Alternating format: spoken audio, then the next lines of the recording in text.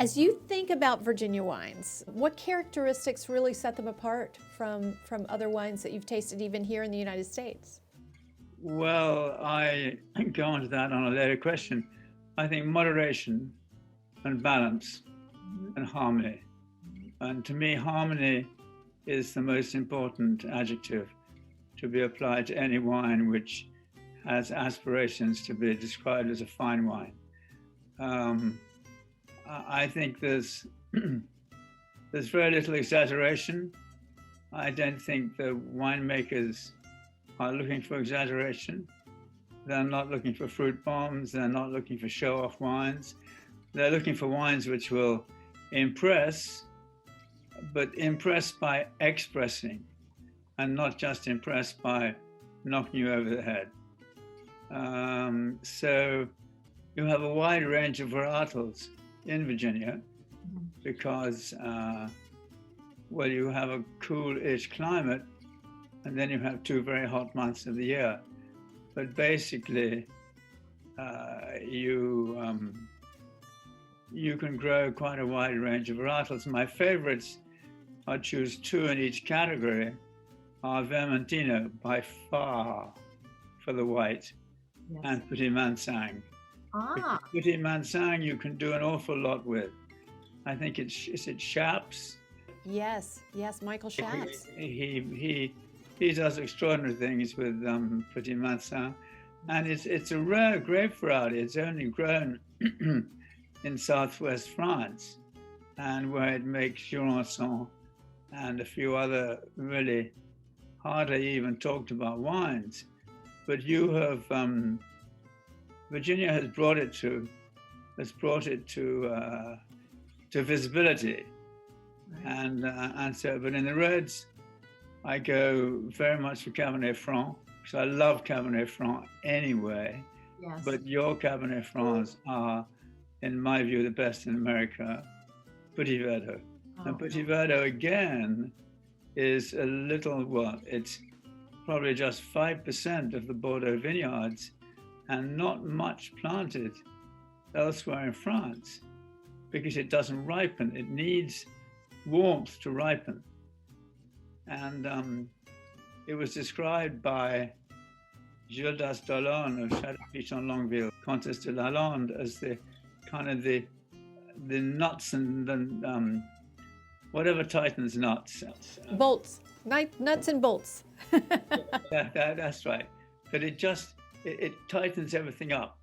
That you add 5% Petit Verdot to a blend, and it just tightens everything up. Well, you have several 100% Petit Verdots, which are really quite dramatic wines. They're not heavy, yes, in terms of being bulky and weighty, but they're very dramatic in flavor. Yes. And so those are my 2 picks. Oh, I love it. And Cabernet Franc, Petit Verdot are 2 of my very favorites. And I think back about the Petit Mansang and with Michael Shaps and Jeff White up at Glen Manor, amazing Petit Mansang. And they do work with it so that it can be a sweet wine or a lovely dry. Yeah, sweet or dry, absolutely. And both Cabernet Franc and Petit Verdot are very good blender grapes. Yes. In fact, blending is one of the, I think it's one of the advantages in Virginia. In Napa, they do go for 100% Cab or 100% this, obviously. And you even blend your Chardonnay with Sauvignon, which I think is a very nice, because Sauvignon brings the acidity. Right. So blending, blending or not afraid to blend, or blending to advantage is a very important point. I mean, these wines are made to be drunk. They're made to be enjoyed with, I think, with food mostly. But of course, if I were in a bar in Richmond, I go straight for a glass of Vermentino, preferably from Barbersville. Yes. But, no reason why you can't drink them on their own. Well, I know that the judging for the Governor's Cup is coming up. When you think about judging the Virginia Governor's Cup, are there any other competitions that you judge that you feel are similar, or does Virginia judge differently? Well, I have to be very direct about this. Mhm. I really loathe judging on the OIV scale.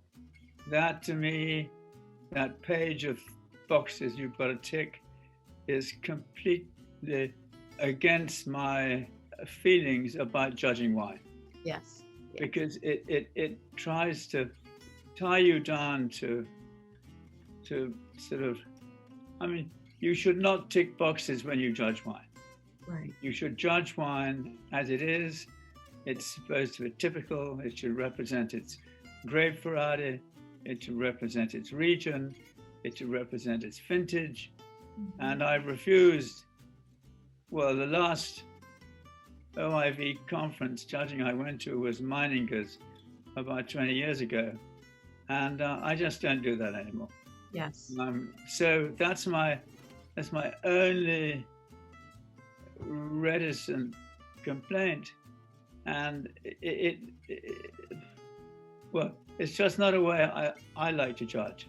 However, because it takes a lot of time to tick those boxes, to add the numbers, and then of course you write your notes. And your notes are the most important thing.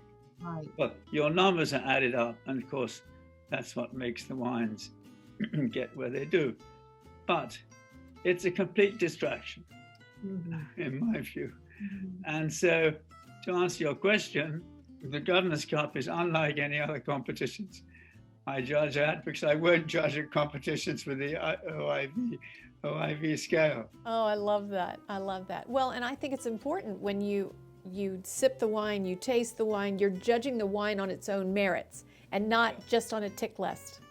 To really put Virginia wines on the map, you can do a judgment of North America, and you take your award-winning wines, you take them from the Governor's Cup, and hopefully you've got a spread of varietals, and you match those varietals from the same varietals across North America, particularly Canada, Yes. because it's cool climate. And therefore, if your Cabernet Francs do well, or if your Petit Mansangs, which of course they will do well because you're almost alone there, but it'll position you in North America. And that's where you want to be positioned. I don't see Virginia wines exporting very much. I know that Chris tried to export them to the UK and had a very good reception. I remember the tasting that he put on at Vinopolis, which would have been at least 10 years ago.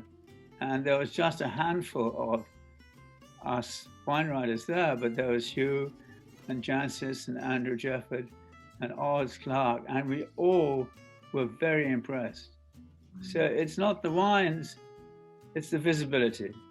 Right. To come back to where we started, I'm European, and I like the Europeanness of Virginia wine.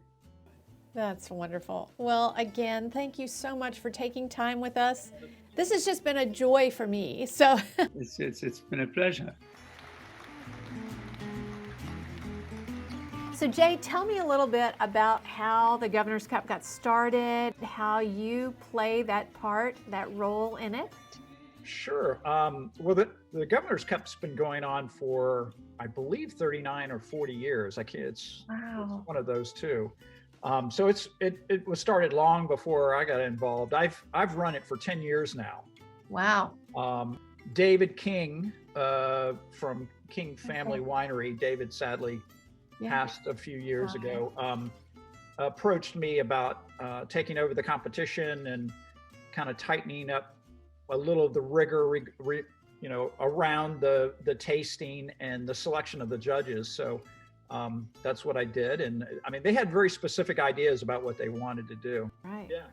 Wow. Well, I noticed that you had an extra large number of wines to try this year. Was this a record year? It was a record. 544 wines and ciders and meads. Right. It's the most ever. And I think part of that was because I think some of these wineries were not having the visitors that they normally would have, and we're looking for different ways to maybe promote their wines. Sure. Well, were there any specific standouts this year, or any that you were particularly disappointed by varietal? I would say yes. There were, a number of categories really stood out. There were a lot of really good wines submitted. There's been a lot of talk about the dessert category because that's what Barbersville had 3 wines in the top 12. And the wine that won the whole thing was a dessert wine. And, Right. the debate is, that's great.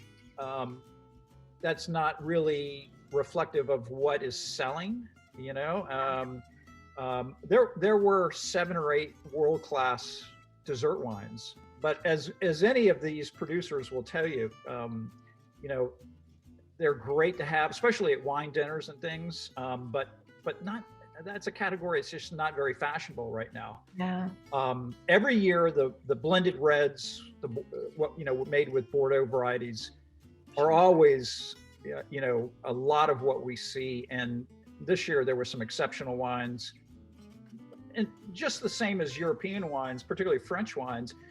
They're a little more restrained, and they're not as high in alcohol. They're not usually as oaky as what you might see from the West Coast. Not that those wines aren't great, but Right. I agree with you. I think Virginia makes some amazing wines that pair with food really, really, really well.